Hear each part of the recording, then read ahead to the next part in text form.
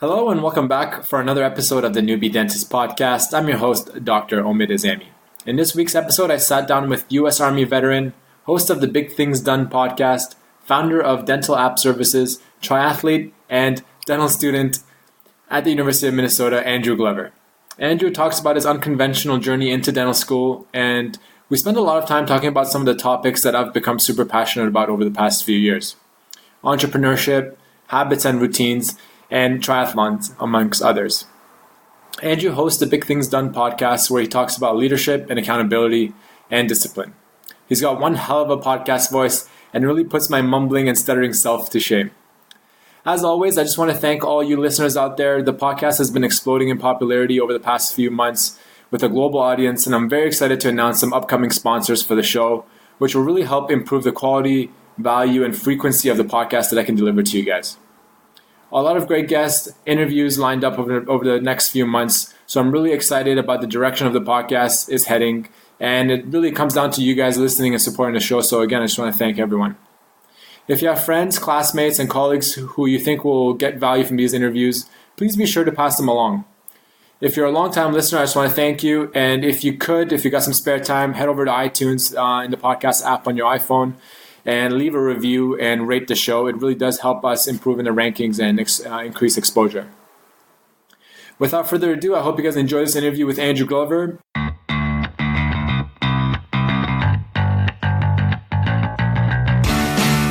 Hello, and welcome to the Newbie Dentist Podcast, the safe place for newbie dentists to connect, collaborate, learn, and grow. The Newbie Dentist Podcast aims to provide high-quality and high-value content for all the newbie dentists out there. With your host, Dr. Omid Azami. So I'm here with Andrew Glover, who's just entered his third year at the University of Minnesota Dental School. Andrew and I kind of connected over Instagram, where he's doing a lot of cool things. He's got his own podcast called The Big Things Done.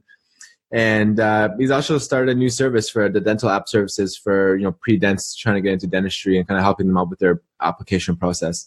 On top of all that, he's also training to do a triathlon, and that's something that we kind of connected over as well. I didn't do like a full triathlon like he did, but I did my first sprint triathlon a few weeks ago, and I'm still kind of feeling the after effects a little bit as I get a bit older now. But it's fun to do, and I think it's something that I want to kind of try and get into a little bit. So we'll talk about that as well. So Andrew, thanks a lot for coming on the podcast. I'm excited to kind of talk to you and dive into these topics. Absolutely. Thanks for having me on. I appreciate it. So with this podcast, normally I kind of start off with a bit of an origin story. So if you can just take me back a little bit, like where you're from, where you grew up, and where you decided to get into dentistry. Yeah, absolutely. So I originally am from the Minnesota area, and I have a little bit more of a non-traditional path into dentistry. So I went to the Air Force Academy and for my undergrad, graduated in 2012. And originally around that time, I actually wanted to go to medical school. That was like my dream. My dad's a doctor. My mom's a nurse. Yeah. And to make a long story short, I didn't get into medical school right out of the academy because my MCAT score wasn't great and my application just really wasn't that strong. Kind of screwed around. Probably wasn't as focused as I should have been, right? Yeah. So I went active duty, served in the military and the Air Force for 5 years, had a great time, learned a lot about leadership, and had a lot of really cool experiences. But all during that time, like I wanted to get back into healthcare because at the end of the day, for me, taking care of people was how I went to bed at night feeling fulfilled. And so with that, I looked into going back into med school, actually took the MCAT one more time while I was on active duty, got the lowest score possible, or pretty close to it. Just, didn't do very well, wasn't focused. And but eventually got turned on to dentistry from a career perspective, just because not only are you taking care of people, but the entrepreneurial opportunities, the flexibility that you can have as a general dentist. Absolutely. Yeah. It's amazing. And I know you talk about that a lot in your show, which is awesome. That really drew me to dentistry. So ended up really putting my nose to the grindstone, started applying, got into the University of Minnesota, which is originally where I'm from. It's where my parents live now. So been coming back home. And so now I'm here in dental school, and it's been an awesome ride, just to kind of go from the military working full-time active duty to being a completely different world as a student. And so I think because of that, that change, right? Some of the leadership aspect of the military I've kind of missed a little bit. And so that's what it kind of inspired me to start the podcast, which I know we'll dive into, as well as kind of the entrepreneurial side of things too, with dental application services and just trying to kind of give back. That's awesome, man. So after you did your undergrad, you had 5 years in between, like, finishing like undergrad and starting. Was it tough to kind of get back into the academic side of things and that going back after like working for a period of time? It really was. And I think the biggest thing wasn't necessarily the learning, because I'm relatively disciplined when it comes to learning, but it was the fact that when you're done with school for the day, you're actually just starting the rest of your day in the evening. So I didn't have those evenings to go and do long bike rides and train for a race or something like I used to. On the weekends, I was busy studying for exams instead of going off with my wife to go do something or whatnot. So yeah, that was a big transition for sure. Yeah. And I've actually had a lot of like military people on my podcast, through like sheer luck, I guess.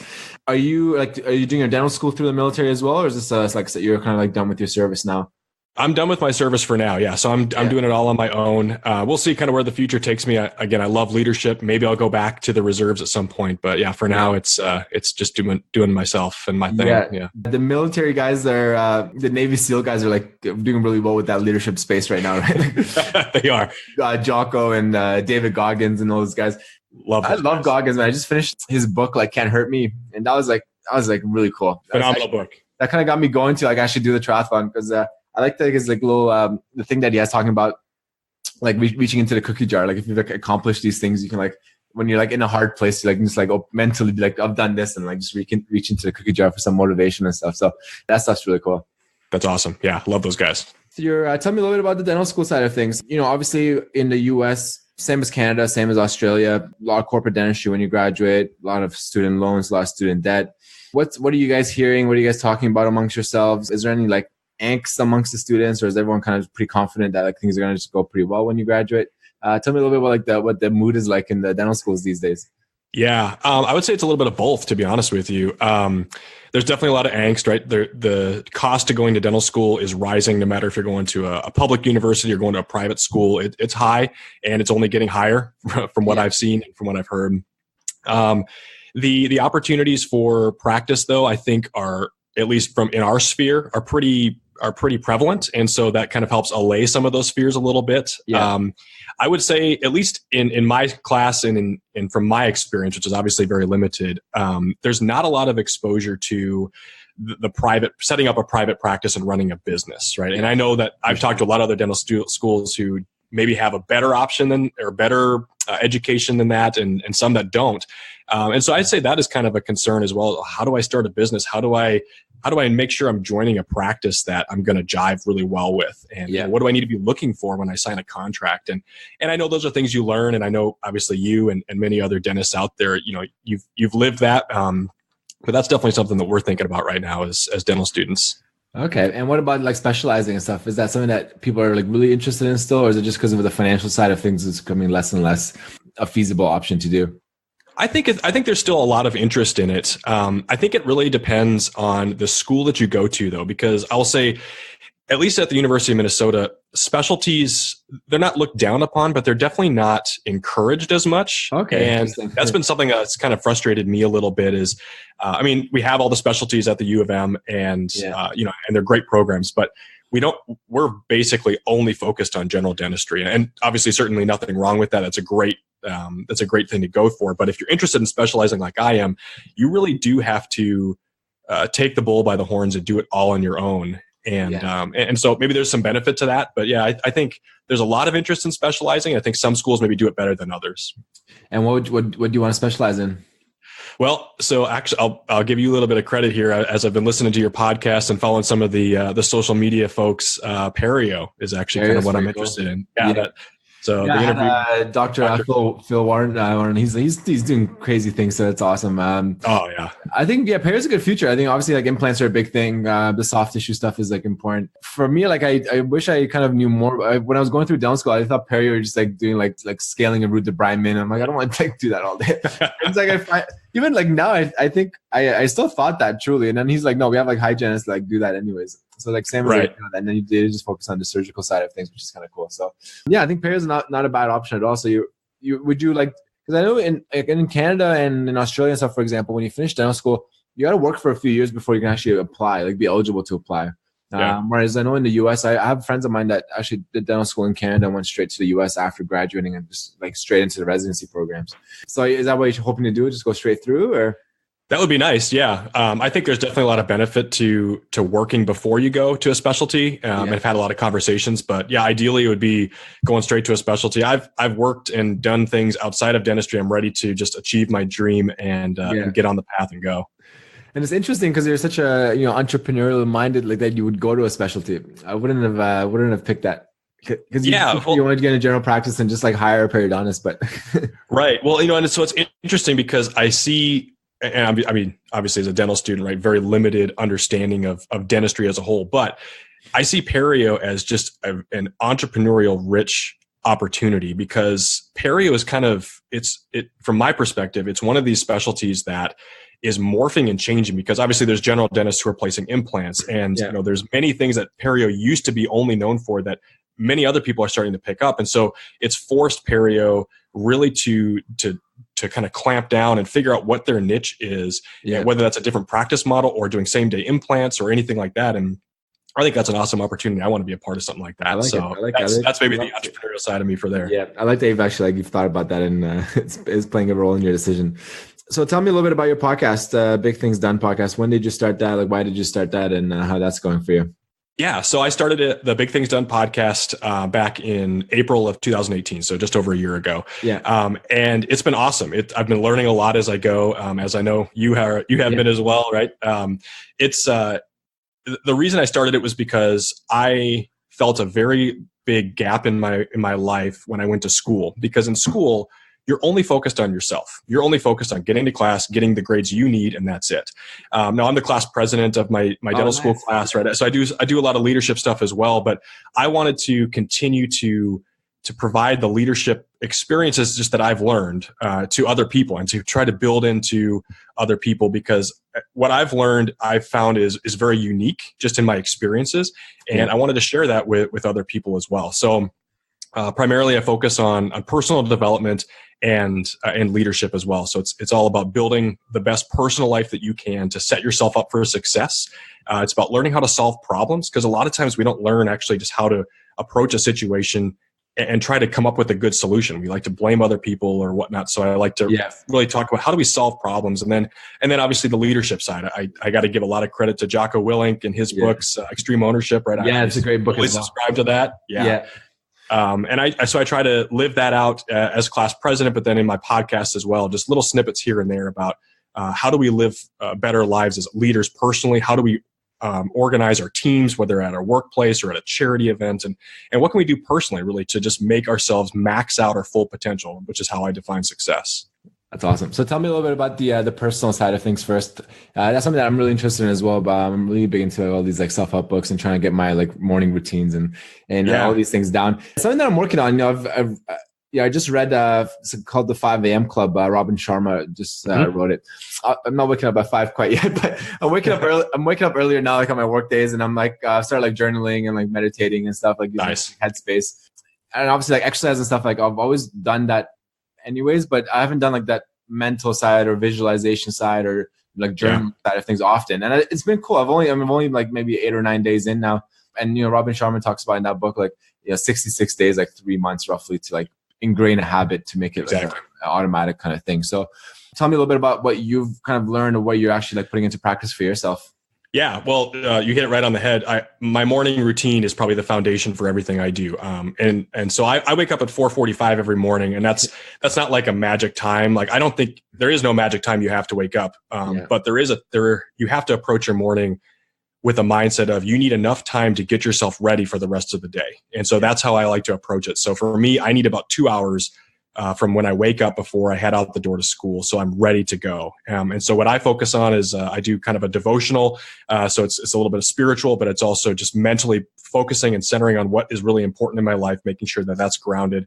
I also then focus on getting a quick win. For me, that's really important. So that might be checking email. That might be filling out or paying off the credit card, or just something small, but something that gets my mind going and is a quick checkbox that I can take Yeah. So for me, that's important. And then what I've really found over the past couple of months, especially with training, is nutrients, right? Just getting the right nutrients in right away. I have to drink at least 1.5 water bottles of water just to kind of replenish myself, get things going. I take some vitamins as well. Nothing fancy, nothing crazy, but just getting that good solid nutrition in the morning.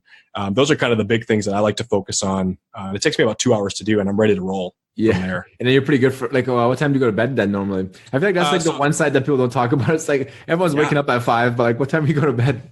Yeah. So anywhere between 9:30 and 10 typically is where that's what I shoot for. Yeah. So I'm definitely not enough time to study. Like if you get home from school, like at 5 or 6, you got a few hours and then.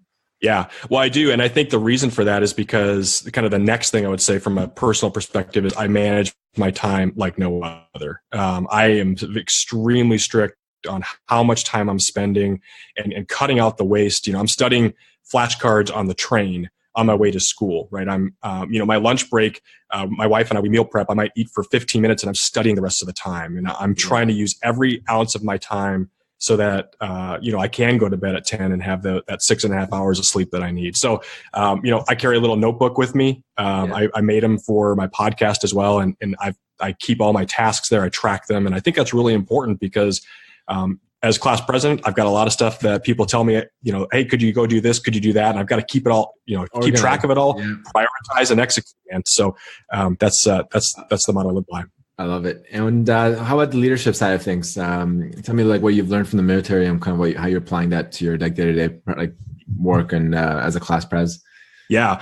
Well, I think from a class president perspective, servant leadership is the absolute key, and has really been something that I learned kind of the hard way in the military, and is the way that I've been able to help my classmates. So, as a class president, I have to put aside what I want to go do, what my desires are to help my classmates. If they're going through a tough time, if I need to go and talk with an instructor because one student wants the lectures recorded in a different way, for me, like my mindset is that's my job, and so I'm going to go do that. And so I kind of have to put aside and check the ego of what I want to do and make sure that my focus is entirely on making my classmates successful, which I think is the job of a leader in any organization. You have to be going into any sort of job or leadership position with the sole intent of making the people under you or people with you successful. And if you do that, like literally they will bend over backwards for you. Because I learned that in the military, that if you show them that you care about them and you're making the best schedules for them, and you're getting them the resources, they will literally do anything for you. That's awesome. Because they know that you care about them. Mm-hmm. I like it. So how's that? So what are you hoping to do in the leadership side of things? Would you ever consider like getting into like some organized dentistry, like working with the ADA, for example, or like affecting policy and things? Or maybe like that's down the road, like once you've kind of made your money doing your specialty and everything. And okay, let me give back now to the profession a little bit. Yeah, definitely. I think that's definitely something it's on my radar down the road for sure. I definitely want to get myself established as well. I'm also a huge believer in making change in the local community, which is, I think, and from my experience here in St. Paul, Minnesota, where I live, like that's really where change happens. Not to get political or anything, but there's a political process for things happening, and that might be slow. That might be maybe not what we want, but I know that with the right resources and the right team, I can make a lot of good in the local community where I'm at. And that's really my main focus. As I'm a dentist, have a practice in a local community. I want to be the person, a beacon in that community, giving back, whether that's in Little League or a women's shelter or whatever that is. That's really my main goal. That's awesome, man. You sound like a politician, so I think you might have a good future in that route as well. Oh, well, we'll see. Okay, so tell me about the triathlon. Like I'm very impressed by you. I mean, when I was in dental school, I was just barely trying to get up in time and head to class and like kind of stay afloat. Whereas you got a podcast, you're class president, you're doing all these entrepreneurial things with the dental app services, which I'll talk about in a second. How are you finding time to like actually get up and go swim like 3 kilometers or go for 100-kilometer bike ride amongst all this going on? Yeah. Well, I also want to hear about your try too, because I'm super pumped that that's how kind of we connected. That's super awesome. Yeah, I mean, like I said, I manage my time really well. I have a diligent schedule that I keep, and I know when I'm going to go work out. I plan my workouts ahead of time. I use Training Peaks. It's a web app that you can use that Nice. I plan everything in advance. Yeah, I think there is a free version. There's also a subscription version that you can have as well, but it's a very, very easy way just to track your workouts and build your workouts in every week. So I use that. Time management. It really comes down to that. And if you want it, you'll make it happen. And, and that does come with some sacrifice. Like I'm not going to the bars with the boys on Friday night. I'm swimming and then I'm going to study because I've got a long bike that next day. So it's definitely a deliberate choice that I make. And it helps that my wife also does it too. So there's I was going to ask that too. Yes, it's good that does she go to bed at 9 as well, or like how's that work out? Yes, yeah, she does. We're on a very similar schedule, and that really helps. So you found a good partner, then that's great. I did, way out of my league for sure.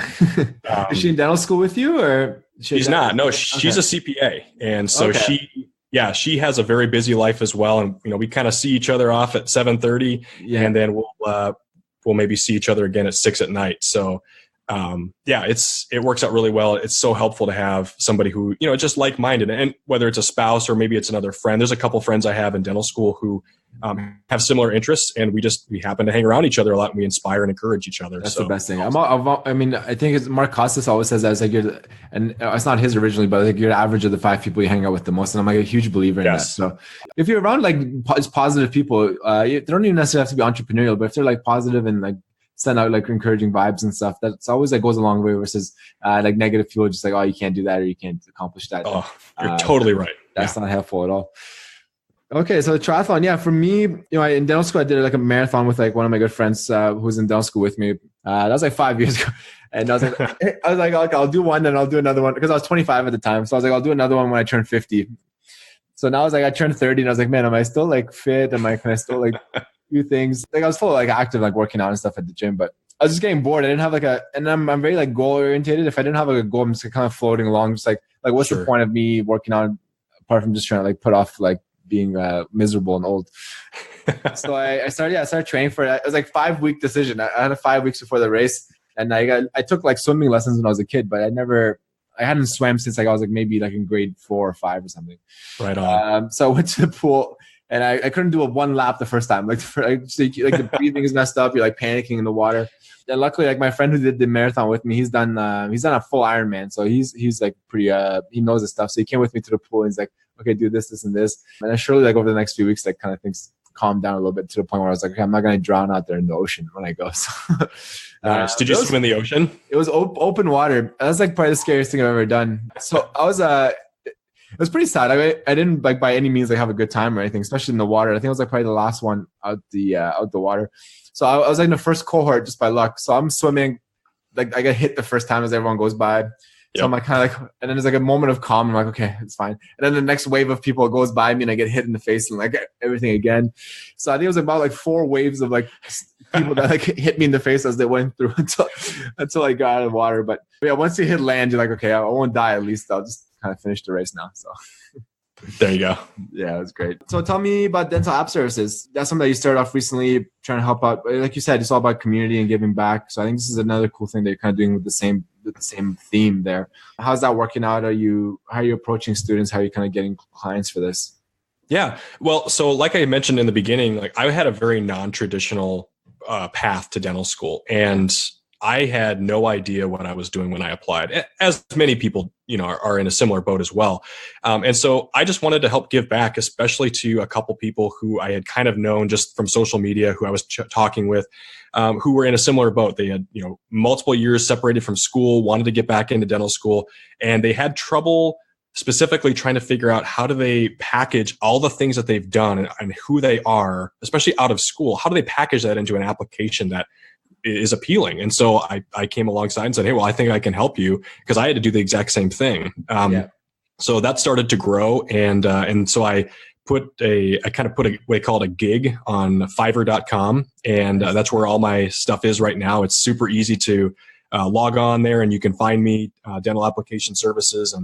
And it's been amazing just over the past couple months how it's blown up, because I get people from literally all over the world and none of them are traditional applicants. They're all non-traditional. And I get to listen to their story and put together an application, just find their strengths and find the great things about them and help them kind of map out how they fit into dentistry. And it's a really cool puzzle. And I like doing it. That's awesome. Yeah. How are they finding you? Like because like Fiverr.com, like just something that I've even just recently found, and I was just trying to like figure out something, like I can find someone to like edit the podcast for me, because this is becoming like exceedingly time consuming, as I'm sure you're aware. And I was like, this is a great resource, Fiverr.com. So how are people just like coming on there, and like how are they finding you? So honestly, I haven't really done any marketing for this, kind of because I want to make sure I don't get overwhelmed. But honestly, people are on Fiverr and just are searching for it. If you go on to Google and you search like dental application editors or personal statement editors, Fiverr will be somewhere on the first or second page. So typically I get found that way. And then I've started on social media as well, dental app services. And I've had a couple clients link up with me there. So I had a client, or not even a client, it was a gal. She messaged me a couple days ago. We've been messaging actually back and forth just on basic, application stuff. And she was really struggling with, feeling like she wasn't ready to take her DAT in a couple of weeks. And I was able just to go on there and, hey, here's some, maybe just a couple of quick things that you can do to help get you back into the rhythm, get you some more confidence. And that was so rewarding to me, because I remembered the feeling exactly that she was going through, and being able to help that way is awesome. That's so cool, man. I'm very impressed. You're one of those guys that you make, like, you think in your own life you're like doing okay, like with your where you are, but you're like, oh man, this kind of, there's like a next level where you can kind of take things with like discipline and time management, like you said. I think I waste a lot of time like looking back on it. So I think it's cool to kind of get motivated again and try and kind of tighten up my schedule a little bit to try and accomplish a little bit more. Heck yeah. So what's the future for all this stuff with the podcast? What are you hoping to get out of that once you're kind of done school? That's a great question. I ask myself that every day, actually. No, so my goal is when I graduate, and whether I go to perio or I'm a general dentist, whatever that might be, I want to continue the podcast, and I want to grow that business into a full-on coaching service. And I'm actually, this is the first time it'll be on the air that I've announced it, but I'm actually launching a coaching service with the Big Things Done podcast. So awesome. I'm extremely excited, and I want to build that up, because what I see, at least in America, and what I've been exposed to, our education system is lacking in giving people those tools of being able to have a solid personal life, solving problems and leading people. And I want to be just that supplemental source for people who can get some motivation, who can get some real life instruction that actually works. It's not a gimmick. That's not just some get rich quick thing, because there's a lot of that out there too. Yeah. And so that's what I really want to grow that into, and have a place where young kids can come and learn about leadership things, entrepreneurial things, and be inspired to go off and whatever that is they want to go do. I want to be the source that helps them do that. That's so cool, man. It's something that I would love to do as well. I've just been trying to figure out ways like how you can like approach that and get into it. Obviously, like having your podcast, that's the main niche of it. Like my podcast is more like just like clinical dentistry, so it doesn't like have a natural segue into like that type of coaching in terms of like a brand or reputation or anything like that. So that's something that, do you need any like credentials for coaching? Is there some sort of license, or is that something that anyone, as long as you have enough people like just willing to kind of pay for it, can have, like, you can get into that? Yeah. So that's one thing that I've been really trying to figure out, right? The answer is really no. Anybody can be a coach. You just have to have some sort of proof or credentials, whatever those look like. They don't have to be official to show that you're somebody. And so a podcast, right, where I've got content after content that you can listen to, what I believe for, what I stand for. If you vibe with that, that's a way that people, kind of view you as credible. The other thing is my military experience and the other leadership things that I'm doing. That also lends to credibility as well. It's tough because in that space, right, I'm competing against guys who have their picture next to a Lamborghini, right? And I don't have that, right? I'm not even close to that. I got an F-150. And so like, I don't have that, I made $1 million business, come follow me and I'll teach you how to get rich quick, right? So it's truly an organic type of movement or type of coaching that I have to grow just solely from my content and my experience. And I admit that I'm not perfect. I don't know everything, but I'm going to help you with what I know. But I think, you're onto the right path with this, because with the millennials, especially like our generation, I think it's less and less about the Ferraris and the Lamborghinis and more about like personal fulfillment and like just having a well-rounded life. It's like being healthy and happy. And so I think that's something that you can definitely explore and get into, because I think, the people with the Ferraris are not necessarily the happy people. And I think that's a wrong, and I know like, in the US and like Canada as well, a little bit less in Australia, like that capitalistic, like if I have the Ferrari, then I'm happy, I'm like successful. I think it's becoming less about that. So I think you're onto the right path with that. And I think it's definitely, a great thing that you're going to do. And I think you're going to help a lot of people sort of in your career, which is outstanding. Excited to kind of see where you kind of take this thing and kind of grow with it. Thanks. The podcast, I think the podcast is normally by yourself, right? You not like normally have guests and things on. Correct. And also I've had 2 interviews so far, looking for more. So maybe we'll have to get you on in a little bit, because I'd like to get your perspective as well. It's tough, right? Being a dental student. I try to do 2 times a month. Sometimes I do, sometimes I don't. I would love to have a co-host at some point and try to grow it a little bit, be a little bit more conversational. But in the meantime, I've also got just a newsletter subscription email that I'm continuing just to put content out as well, so that if I'm not putting a podcast out, I at least have some more content to you. And then the coaching service too. But it's definitely going to have to grow into, I would like to get a co-host, because I think I'm better on the mic with a conversation like this right now, as opposed to just talking in the mic. It's tough to just talk by yourself when I have like a 1 minute intro and I'm like, I feel awkward. It looks like just talking like by myself. So I think it's cool that you must have on your like vision board or your bucket list to kind of get Jocko on the podcast, I'm sure. Oh, absolutely. Yes. I would hang it all up if that ever happened. That would be amazing. Yeah. I'm sure. I think just put it out there. It'll come to you. I think he'd be, his voice is just like, you have a good voice for, I have a miserable voice for podcasting. So I'm surprised people actually stick to the podcast and listen to it, but I don't think so. You have a nice, deep podcast voice. So I think that bodes well for your future as well. I appreciate that. So you were number 1 on my list, and I think number 2 is Dr. Mark Costas, and then after that it's Jocko. So that's my target list. Okay, I'm glad I'm number 1 on some list. That's good. I had like Howard Ferrand, like he was huge for me. Like when I was in dental school, I really wanted to get into practice ownership and stuff. It's been a bit tricky now because I've been just kind of moving back and forth a little bit from Canada and Australia, and I'm sure we're going to be moving back to Canada like in a few years, because my wife's just doing her residency in medicine. So Howard Ferrand was like big there for me, because he had the Dental Town podcast, and then he had this thing called, I don't know if you've heard of it. If you haven't, definitely check it out, like the 30-day dental MBA. Yes, I have heard of it. Yeah. It's like a little bit dated now, because he did it like in the like late 90s. Right. Which I guess he sold as like a VHS set. So, but he has it all on YouTube and iTunes and stuff. So I listen to that like every day. So I reached out to him, and he was in Toronto for a conference. So he invited me out to the conference, and we went out for dinner with his son and like some other dentists and stuff.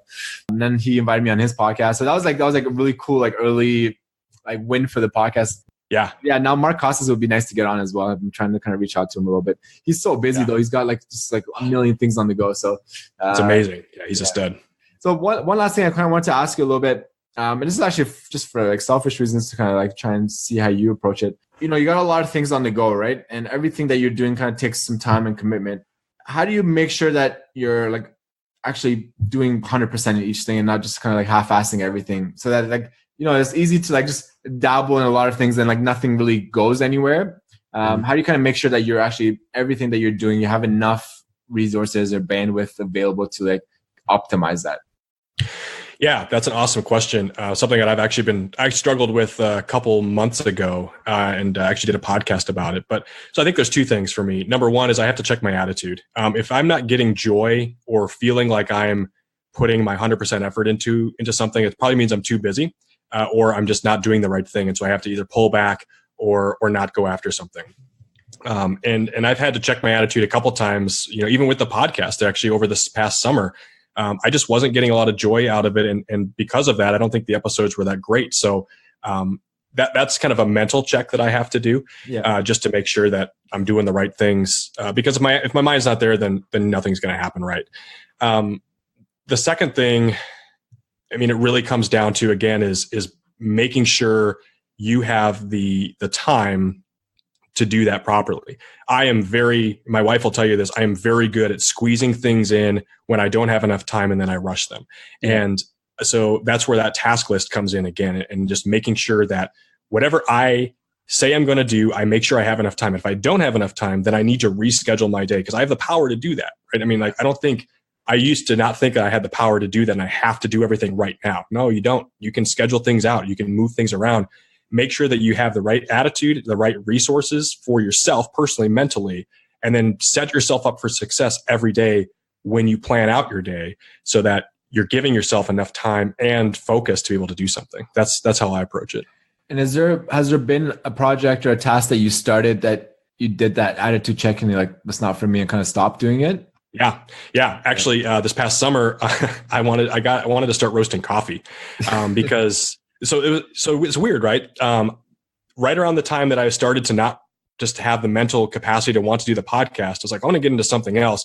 So I started roasting coffee because I'm a big coffee drinker. Yeah. And I dove into it for like a week and a half and loved it. Right. Yeah. But then, it was not for me. And it was around that same time when I started checking, like, this isn't what I want to do.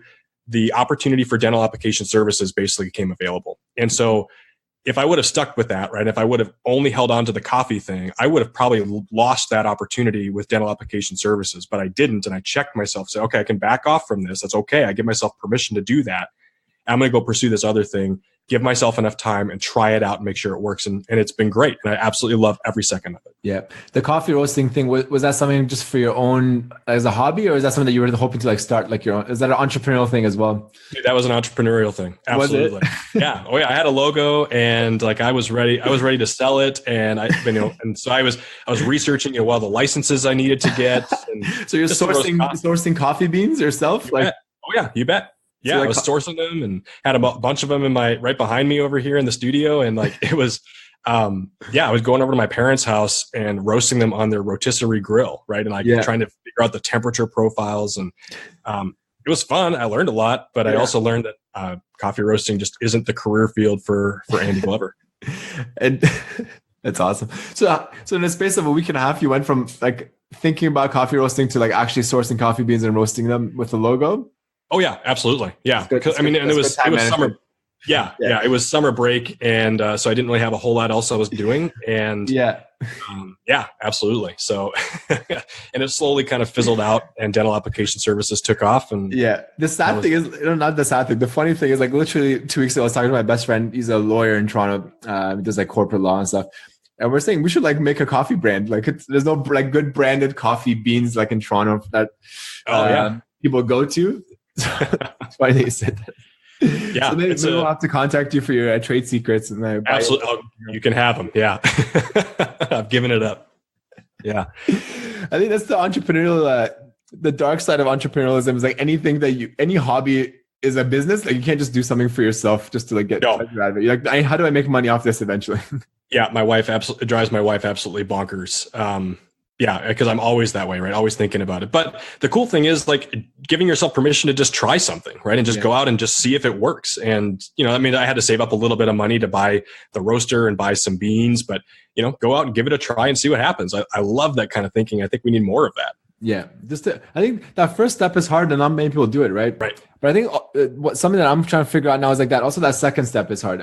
I think once you start something and you get some success, but maybe not the success you hoped for, or it's kind of like slow, like you're not actually getting anywhere. It's tough to like stick it out and like not just like self-sabotage that opportunity and just kind of move on with it as well.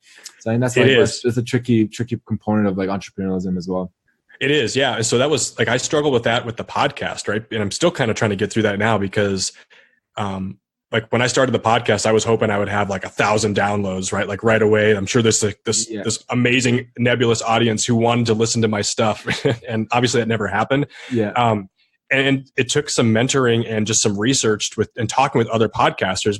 And it's not until you get to like episode 50 for most podcasts where you actually really start seeing some success. And so that really set my mindset to know that, hey, you're going to have to stick this out for the long haul if you actually want to say, yes or no, I'm successful. And so I committed to myself saying, I'm going to have to go through 50 episodes before I even reconsider going after, or, changing and doing something else from the podcast, because that's the only marker I know where I can say yes or no, maybe I am successful. That's interesting. I hadn't heard that. I'd heard that like the average podcast lasts like 30 episodes and like just quit and move on. But I hadn't heard like that 50 being as like a kind of a threshold into like gaining like critical mass or kind of getting to a benchmark of success with it.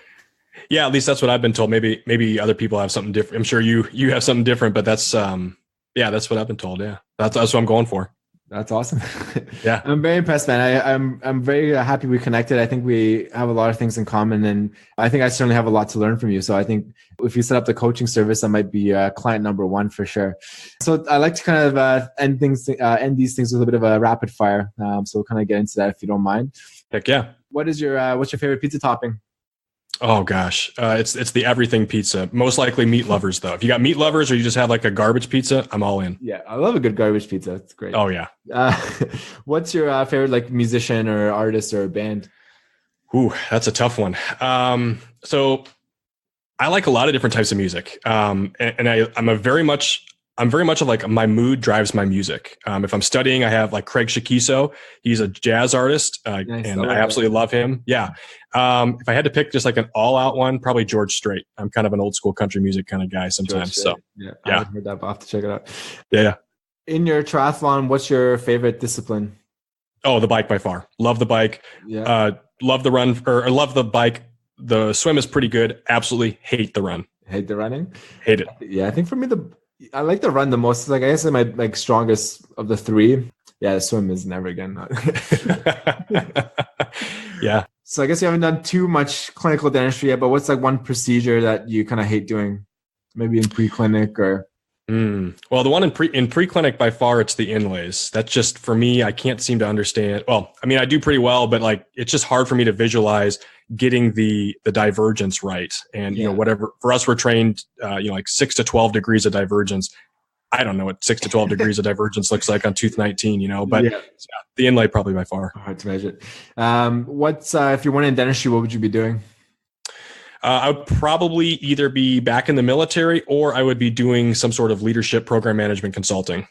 Yeah, full time. Have you ever thought about getting into? I have a friend of mine actually in Australia he graduated with me from dental school, but he's kind of over dentistry. So he wants to get into like healthcare consulting and that kind of stuff. Yeah. Have you ever thought about that at all? Like down the line for yourself? Yeah, I've definitely thought about it. I don't honestly know much about it. I haven't explored it a whole lot, but I would absolutely love to do that, whether that's leadership consulting or practice management, or even just more policy and public health. That would be something I'd be very interested in. And I guess I'll make up a new one just for you. What's like your ideal day in terms of like schedule, or what's like a dream day for you that you like visualize for yourself? Oh, a dream day for me. So I wake up the people are gonna think I'm crazy. Like I wake up at 5:30. Get my cup of coffee, get myself mentally ready to go. And then I go out for a long bike ride, probably about 2-3 hours, just out in the countryside, with like farms, fields, like nobody out there at all. Come back, take a shower, grab some coffee, grab a nice breakfast. And then I'm heading over to the lake and in Minnesota, land of 10,000 lakes. So we got to get some lake time in, do a little fishing with probably my brothers. And then, we're going to grab pizza for dinner. Pizza's my absolute favorite. So awesome question. And then I'm going to hit up the local microbrewery scene here in St. Paul, which is, nice. I mean, extremely strong. If you come by, we'll make sure to grab you a drink. Awesome, man. That sounds like a great day. Yeah.